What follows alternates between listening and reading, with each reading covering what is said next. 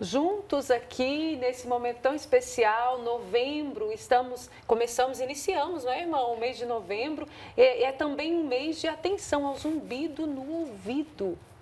Um mês para conscientizar a população sobre a realidade preocupante do aumento de problemas no ouvido em todas as idades e motivar mais profissionais da saúde a abraçarem essas causas. Nós vamos falar um pouco mais sobre isso, sobre esse assunto, com a otorrinolaringologista Alda Linhares. Seja bem-vinda. Obrigada, bom dia, gente. Caísa, eu estava esperando você falar a profissão dela. Mas, assim. Irmão... Otorrinolaringologista? Não, eu treinei, sabia? É? Treinei, por isso que saiu direitinho. Muito bem, doutora Alda, bem-vinda. Obrigada. Ô, doutora Alda, para começar, o que vem a ser o zumbido no ouvido? É algo normal? Precisa ter uma atenção especial?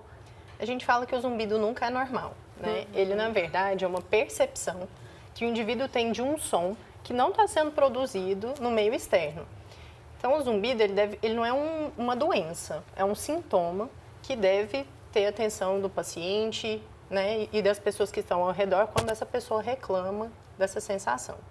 Esse zumbido, a pessoa escuta, independente dela estar conversando ou não, ou seja, dela estar escutando um outro barulho ou não, porque acho que existe um zumbido que a gente escuta quando há assim, uma ausência de som, não estou ouvindo nada, aí parece que esse nada tem alguma coisa, olha que loucura.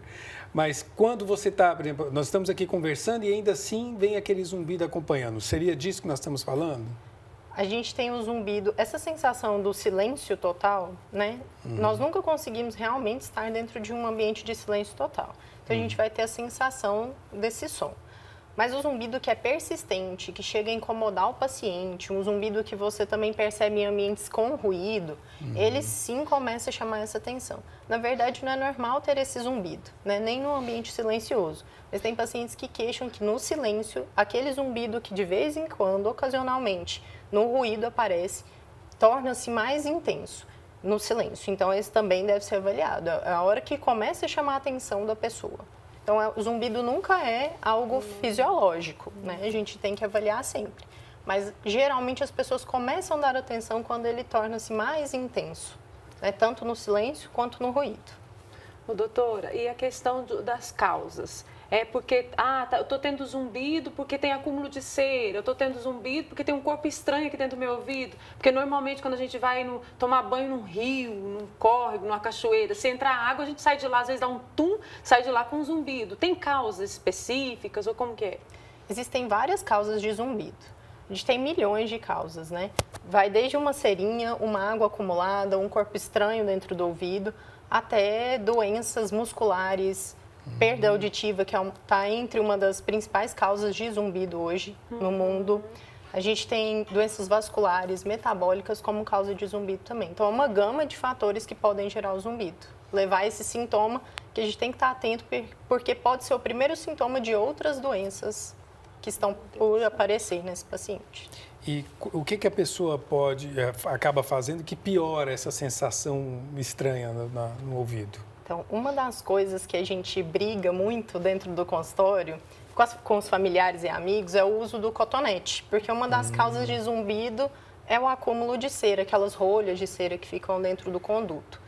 Sempre nós ouvimos assim de todo mundo, limpa o ouvido com cotonete. O cotonete é uma das situações que podem piorar esse acúmulo de cera dentro do conduto e piorar a sensação de zumbido. Ao invés de tirar, gera acúmulo. Isso. Então, a pessoa não sabe passar e vai colocando para dentro, é? Na verdade, não pode usar cotonete dentro do buraquinho do ouvido de jeito nenhum. Ué, como é que faz? A gente brinca que limpa o ouvido com o cotovelo. Mas brincadeiras à parte, Ou seja, não limpa. Não limpa. Mas a gente pode usar o cotonete ou a toalha com o dedinho, que é uma forma legal de se higienizar. A parte externa do ouvido é a região posterior do ouvido.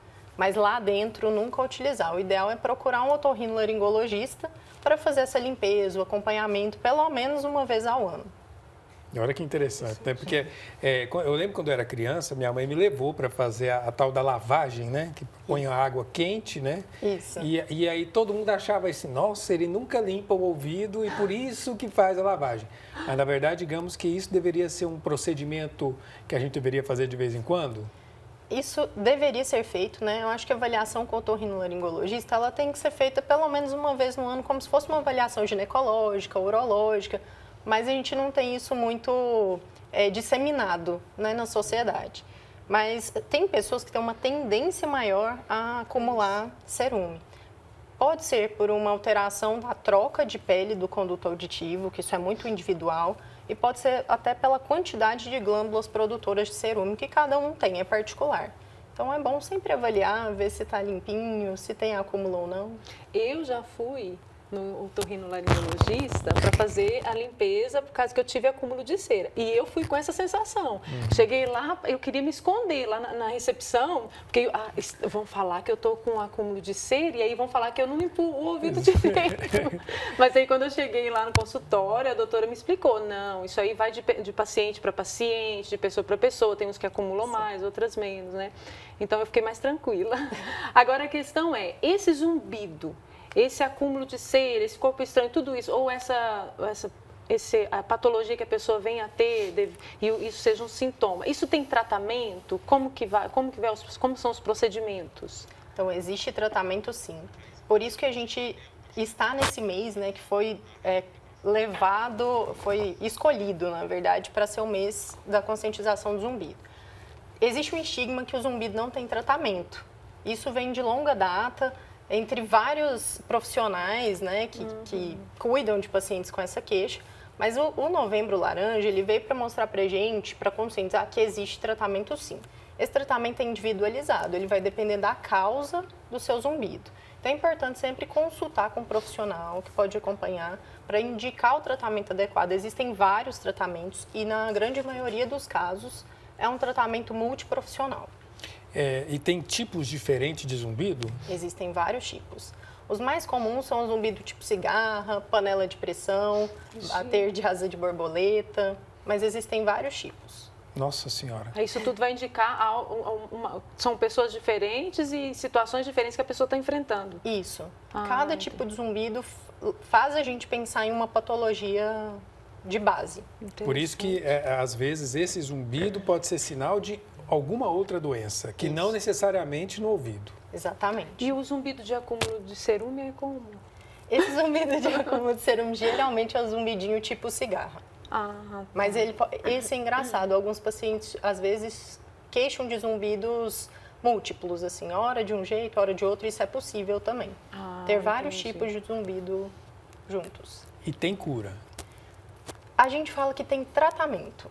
Algumas situações a gente consegue fazer a cura e outras situações a gente consegue controlar o zumbido, tratá-lo. Às vezes não é possível curar, mas controlar a gente consegue.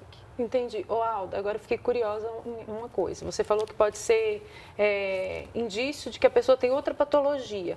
Dá um exemplo, assim, qual outra patologia que a pessoa possa ter que começa aqui no zumbido no ouvido? Uma doença que é a mais comum, né, que é uma patologia que a gente pode pensar, é a perda auditiva, que pode estar associada também a outras doenças. Um paciente com uma alteração metabólica, por exemplo, de glicemia, paciente com uma diabetes, que ainda não sabe, é uma doença silenciosa mesmo, pode abrir o quadro de diabetes com zumbido. Pode ser uma dos sintomas que falam a favor da doença. Uma infecção de garganta, uma inflamação, uma gripe, vamos falar aí, nós também na moda da Covid, ela também pode provocar zumbido e dor no ouvido? Pode. Geralmente a gripe está associada a uma alteração de toda a via aérea, que também faz parte do nosso ouvido, né? E acaba acumulando secreções dentro da nossa orelha média. E isso causar uma sensação de ouvido tampado, zumbido associada, dor no ouvido por pressão lá dentro, pelo acúmulo de secreção.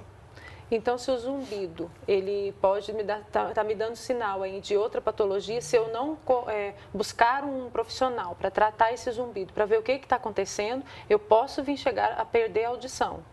Não necessariamente. Não necessariamente? Não necessariamente. Às vezes o zumbido ele vai ser um sintoma que está associado a uma patologia que não causa perda auditiva. Entendi. Mas uma coisa importante de lembrar também, para não causar ansiedade geral, é que o zumbido às vezes não tem causa, a gente não encontra. E existe uma subclassificação do zumbido, que é o zumbido idiopático, sem causa definida. Nele a gente tem possibilidades de tratar e controlar o sintoma. Uma vez, eu me lembrei agora da história de uma amiga. A mãe dela tinha muito zumbido e foi ao médico. Aí o médico realmente não descobriu a causa e falou que poderia ser emocional o zumbido. Tem associação. Tem associação, né? Vários livros, né, bibliografias, trazem que o zumbido pode ter uma base psicológica, associada a doenças psiquiátricas, como depressão, ansiedade. Então, tem sim essa relação. Doutor Alda Linhares é otorrinolaringologista. Nós estamos falando do Novembro Laranja a respeito dessa atenção ao zumbido no ouvido. E o que eu vou perguntar não tem muito a ver, eu acho, quando a gente viaja, pega um avião e aí dá aquele aperto assim no ouvido, parece que o som vai desaparecendo. Aí ensina a gente a tampar o nariz e a boca e tentar soltar o ar para o ouvido. A gente pode fazer isso? A gente pode fazer com cautela. É uma manobra que existe, né, para a gente igualar a pressão de dentro do ouvido médio com a externa. Então, a gente tem uma cavidade atrás da membrana do tímpano que tem conexão direta com o nosso nariz, que é a tuba auditiva. Eu falo para os meus pacientes que é um canudinho. E por esse canudinho entra ar dentro dessa cavidadezinha do ouvido para igualar a pressão lá dentro com a pressão externa do ambiente. Quando a gente faz um voo, a gente muda essa pressão externa. Então, a gente vai ter uma alteração também da pressão interna ali dentro, que às vezes dá uma sensação de pressão, de dor no paciente, de zumbido. Então, às vezes, fazendo essa manobra, eu consigo abrir o canudinho e fazer com que a pressão lá dentro se iguale a de fora. E aí eu tenho um alívio daquela sensação. Agora você disse, a gente não pode limpar lá dentro, limpa na portinha, né? Isso, e quando coça? A gente pede para coçar externamente e procurar um otorrino se isso persistir por muito tempo. Porque pode ser alguma doença mais prolongada e tem que ser tratada. Eu me lembro do meu avô, que ele coçava o ouvido, colocava o dedinho assim, ó, e fazia assim, bem rápido assim, ó, para coçar. Isso também não pode não. Tem gente que enfia caneta. De jeito nenhum. Não façam isso. Porque a gente pode lesar a pele do conduto auditivo e gerar otites externas, que vão dar muita dor, que podem evoluir para quadros de infecção mais graves. Porque a noção que a gente tem do ouvido é assim, que tudo fica bem lá no fundão, então não vai alcançar. E não é assim não, né? Não é assim, é pertinho. É pertinho. Ele é raso, né? É raso. Ele é raso. Para uma tampinha de caneta, a gente consegue perfurar nosso tímpano se colocar muito profundo. Eita, dá até uma sensação ruim. Agora, com relação ao uso do cotonete, né, dessa haste, é difícil tirar o hábito das pessoas, né? Porque eu fui criado limpando o ouvido com cotonete, né? Então, a gente tinha que enfiar e tirar tudo que tem lá dentro. Como mudar esse hábito, né? A gente tem que começar, acho que, fazer mais campanhas a esse respeito. Eu também fui criada desse jeito, gente. Eu também limpava com cotonete, até eu me especializar e aprender que realmente a gente não pode, e saber que o cotonete também pode lesar a membrana e causar perfuração, com perda auditiva, com outras patologias depois subsequentes graves, né? E a questão de idosos, é mais sensível ainda ou não, conforme vai avançando a idade? Para zumbido? Para zumbido e também a questão de machucar mesmo. Fica mais sensível ainda ou não? Fica mais sensível porque no idoso a gente acaba percebendo uma alteração das camadas da pele, um acúmulo às vezes até maior de cerume, né, de cera, que deve ser tirado também em consultório. Então a gente tem que ter cuidado para não machucar. E a questão do zumbido também? Todo idoso vai ter zumbido? Porque minha mãe tinha zumbido, meu pai tem zumbido. Não necessariamente, mas a grande maioria da população idosa sofre um pouquinho com a perda auditiva do idoso mesmo. A gente tem uma classificação de perda que é comum pelo envelhecimento, que é a presbiacusia, e por causa disso o paciente pode evoluir com zumbido também. Doutora Alda, quando se fazem campanhas como essa, que chamam a atenção para uma doença, a gente sempre tem que pensar nas pessoas que vão ter acesso a esse serviço pelo SUS. Como é que é o atendimento às pessoas nessa especialidade no Sistema Único de Saúde? Hoje, em Goiás, a gente tem alguns centros de referência para atendimento dos pacientes que sofrem de perda auditiva ou doenças otorrinolaringológicas. Nós temos vários centros, né, que têm otorrino, mas é claro que ainda faltam um número maior de profissionais, né? A gente vê uma dificuldade de acesso dentro dessa área atendendo mesmo os pacientes, né, com queixa, mas existe serviço especializado no SUS, aqui em Goiás, para abarcar todo mundo. Exato. E também os próprios planos de saúde, claro, oferecem atendimento nessa especialidade, né? Sim, sim. Tá certo. Muito bom. Doutora Alda, otorrinolaringologista, a fonoaudióloga nos ensinou a falar otorrinolaringologista. Sim, né? direitinho. Estão falando muito bem. Então, falamos aqui sobre esse mês de atenção ao zumbido no ouvido, que é o Novembro Laranja. Queria também entender por que da cor. Tem alguma explicação? Tem uma explicação. Sim. A cor, dentro da cromoterapia, né, e quem avalia cores, fala que o laranja é uma cor que gera autoconfiança, ela tem um poder antidepressivo importante, é uma cor que gera energias positivas. Então, para o tratamento do zumbido, a gente sabe que é importante o paciente se envolver, colaborar e estar muito positivo em relação à sua melhora. Então, por isso essa cor foi escolhida. Por trazer tanta informação de energia positiva, boa e autoconfiança para o paciente. Muito legal. Muito obrigado, então, pelas explicações todas, doutora Alda Linhares. Obrigada. Até a próxima. Até a próxima.